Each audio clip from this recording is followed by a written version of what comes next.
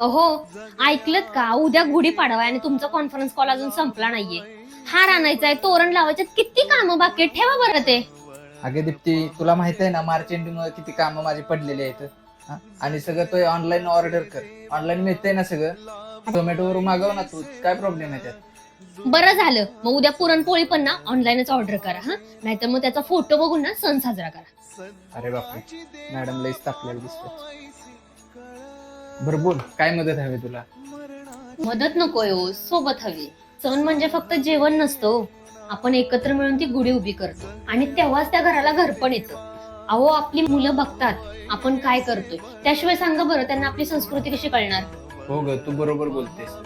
कामाच्या नादात मी विसरूनच गेलो होतो बघ. हे हिंदू नववर्ष आपल्यासाठी किती महत्वाचं आहे. पण मी काय म्हणतोय, ते कडुलिंबाचं पान आणि गुळ खाण्याचं लॉजिक काय आहे? तर आपल्या संसारात असतं.